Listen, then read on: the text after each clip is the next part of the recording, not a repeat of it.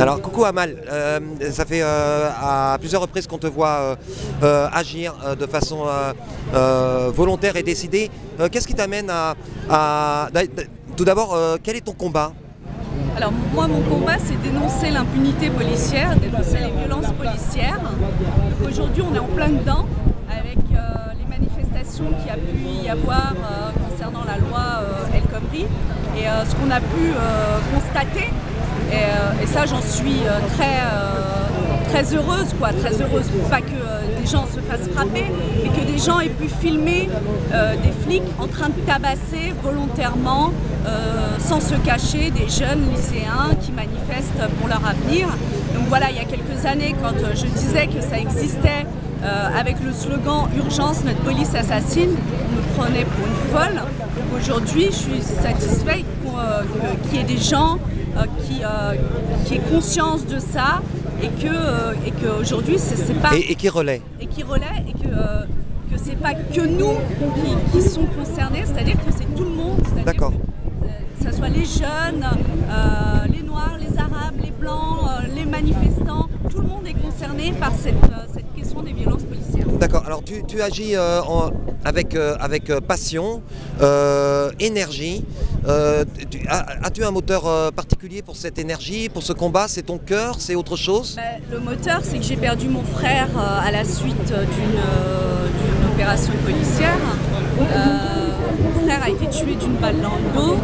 Le procès de ce policier a eu lieu dernièrement. Comment s'appelait-il? Damien Saboutian.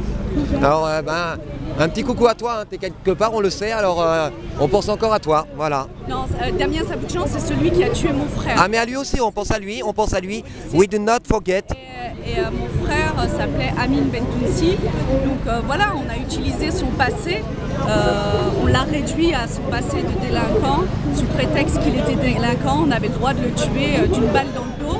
Donc moi je pense pas qu'il faut réduire quelqu'un à son parcours, un parcours qu'il a eu comme beaucoup de jeunes dans certains quartiers malheureusement, mais parce qu'il y a cette violence qui est là au quotidien et quand des jeunes font des conneries, ils payent le lourd tribut de cette justice qui est sans pitié avec ces jeunes-là.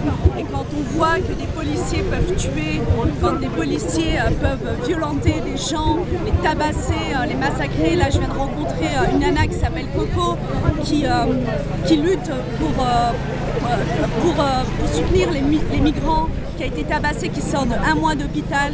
On lui a fracturé le bassin, elle a son bras qui est dans le plâtre. Et donc voilà, aujourd'hui c'est ça la situation, c'est que des policiers ne sont jamais poursuivis et ne sont jamais condamnés. Pas jamais, ne sont pas encore. Parce que, tu sais, il est Maxime qui dit, dans la vie, tout se paie. Et puis nous pensons qu'il n'est pas bon d'oublier, donc nous le disons depuis plus de 10 ans, nous n'oublierons pas, nous n'avons aucune intention d'oublier aussi bien nos plus pauvres que nos plus riches et la façon dont ils sont parvenus à leur richesse. Une dernière question, tu as parlé d'un rendez-vous le 5 avril devant le Sénat, pourquoi ? Alors le 5 avril sera votée une loi, la loi Urvoas, donc l'article 20 exactement. L'article, il a changé, c'est l'article 20, qui dit très clairement qu'un policier qui serait amené à utiliser son arme de service contre quelqu'un qui aurait commis un délit ou un crime ne serait pas poursuivi pénalement, serait irresponsable. Aujourd'hui, on connaît les dérives de la police, on connaît l'impunité dont ils bénéficient. Avec cette loi, les familles n'auraient plus aucun espoir d'obtenir vérité et justice. Et puis même vis-à-vis d'eux, ça leur conférait un pouvoir, une puissance supplémentaire justement pour... Dans un état policier, on deviendra un état policier, on l'est déjà, mais là encore un peu plus, puisque là ce serait porte ouverte à tout, et du coup les familles n'auraient plus aucun espoir, et sans espoir, on est en route pour créer des monstres tout simplement, puisque voilà. Merci beaucoup Amal. Merci. Qu'est-ce qu'il nous reste ?